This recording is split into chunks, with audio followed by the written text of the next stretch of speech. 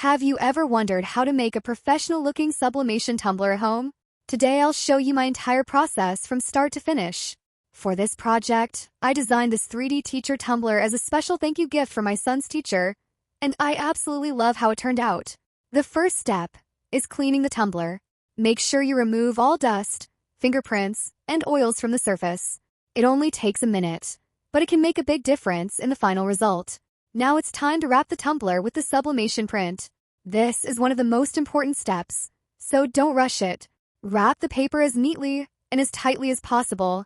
Any gaps or air pockets between the paper and the tumbler can cause ghosting, leaving blurry or faded spots in your design. To keep everything perfectly in place, I use shrink wrap.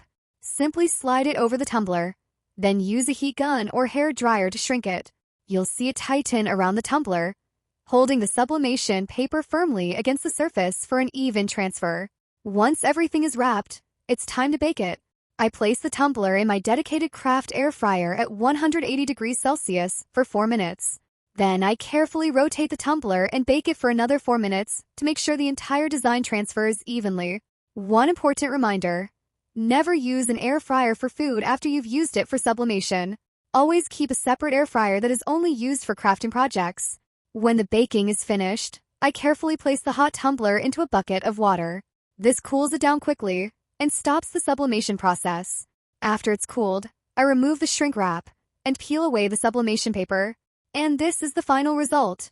The colors are vibrant, the design is permanently infused into the tumbler, and there's no peeling or cracking because it's actually part of the coating.